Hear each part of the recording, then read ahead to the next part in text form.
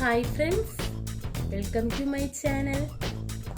നമ്മളങ്ങനെ capital letter പഠിച്ചു, small letter പഠിക്കാൻ പോകുന്നു. സ്ട്രോക്സ് ഒക്കെ എല്ലാവരും പഠിച്ചായിരുന്നോ? ഇന്ന് നമ്മൾ സ്മോൾ ലെറ്റർ ആണ് പഠിക്കാൻ പോകുന്നത്. അതിനു മുന്നേ ഈ ചാനൽ ഇതുവരെ സബ്സ്ക്രൈബ് ചെയ്യാതെ കാണുന്നവരുണ്ടെങ്കിൽ ഒന്ന് സബ്സ്ക്രൈബ് ചെയ്യുക. തൊട്ടടുത്തുള്ള ബെല്ലൈക്കണും കൂടെ ഒന്ന് പ്രസ് ചെയ്യുക. അതിൽ ഓൾ എന്ന ഓപ്ഷനും കൂടെ ഒന്ന് ക്ലിക്ക് ചെയ്യുക. എന്നാലേ ഞാനിടുന്ന എല്ലാ വീഡിയോസിൻ്റെയും നോട്ടിഫിക്കേഷൻ നിങ്ങൾക്ക് ലഭിക്കുകയുള്ളൂ. ഓക്കെ, നമുക്ക് സ്മോൾ ലെറ്റർ എ എങ്ങനെ എഴുതുന്നതെന്ന് നോക്കാം.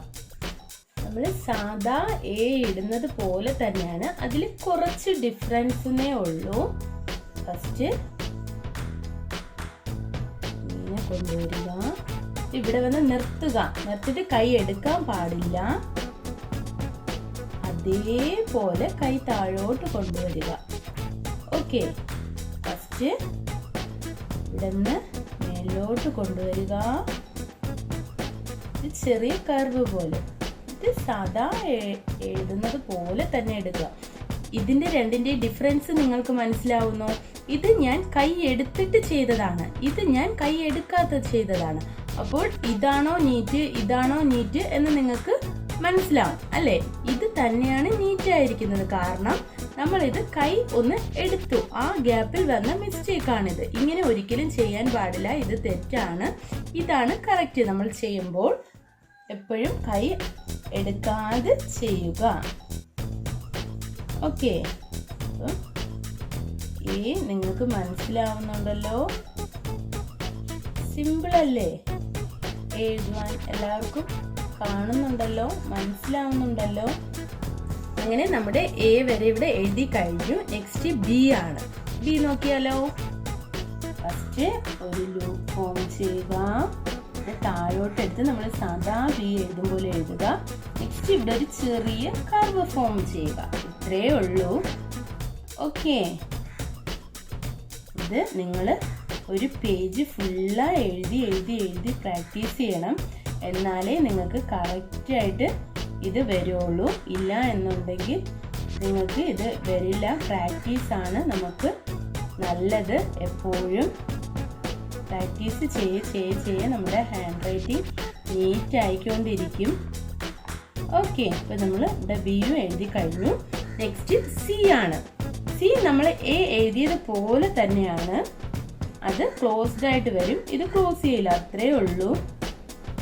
ഓക്കെ, ഇവിടെ ചെറിയൊരു കർവ് ഫോം ചെയ്ത് സാധാ സി. ഇത്രേ ഉള്ളൂ. ഈസി അല്ലേ? ശ്രദ്ധിക്കേണ്ടത്, ഒരിക്കലും എഴുതുമ്പോൾ വെളിയിലും ഒന്നും പോകാൻ പാടില്ല. നീറ്റായിട്ട് എഴുതുക. പിന്നെ പ്രത്യേക പെൻസിലിൽ തന്നെ നിങ്ങൾ പ്രാക്ടീസ് ചെയ്യുക. എപ്പോഴും നമുക്ക് പെൻസിലിൽ എഴുതുമ്പോൾ നമ്മുടെ ഹാൻഡ് റൈറ്റിംഗ് കുറേ കൂടെ നീറ്റ് ആവും. അത് നിങ്ങൾ എത്ര പേർ ശ്രദ്ധിച്ചിട്ടുണ്ട് എന്നറിയില്ല. നമ്മൾ പെന്ന് യൂസ് ചെയ്ത് എഴുതുന്നതിനേക്കാളും നമുക്ക് പെൻസിൽ യൂസ് ചെയ്ത് എഴുതുമ്പോൾ നമ്മുടെ ഹാൻഡ് റൈറ്റിംഗ് നീറ്റായിട്ട് വരും.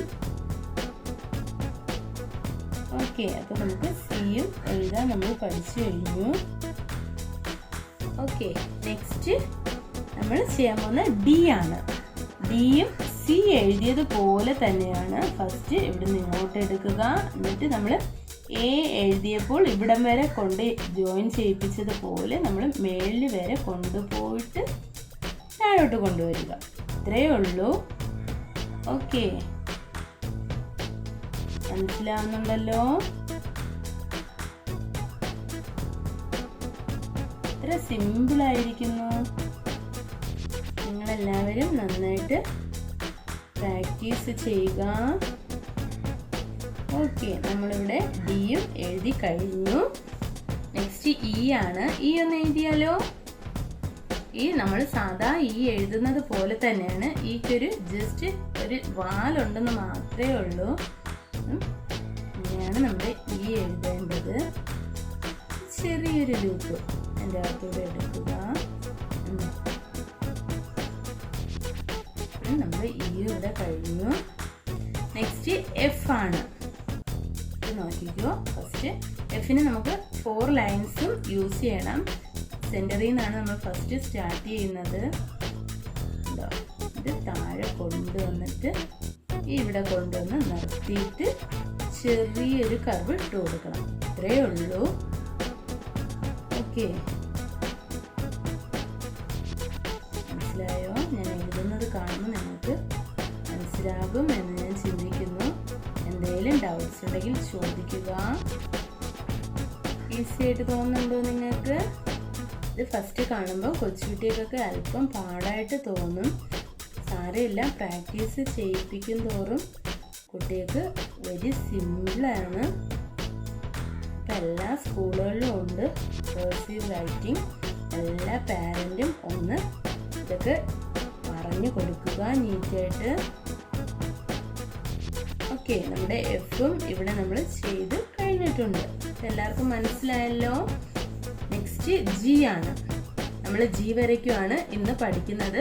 നെക്സ്റ്റ് എച്ച് തൊട്ട് നെക്സ്റ്റ് ക്ലാസ്സിൽ പഠിക്കാം. നമ്മൾ എ എഴുതിയില്ലേ, അതേ സെയിം മെത്തേഡ് തന്നെയാണ്. ഓക്കെ, എന്നിട്ട് താഴെ കൂടെ ഫോം ചെയ്ത് കൊണ്ടുവരിക.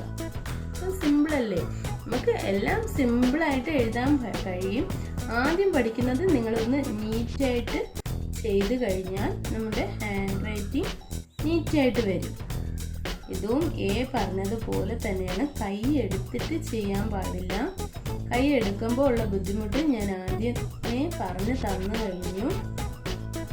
ഓക്കെ, നമുക്ക് ജിയും ഇവിടെ കഴിഞ്ഞിട്ടുണ്ട്.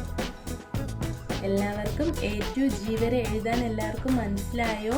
ഇതിനെ തന്നെ റിപ്പീറ്റ് ചെയ്ത് നിങ്ങൾ പ്രാക്ടീസ് ചെയ്യുക. എന്നാലേ നിങ്ങൾക്ക് നല്ലൊരു റിസൾട്ട് ലഭിക്കുകയുള്ളൂ.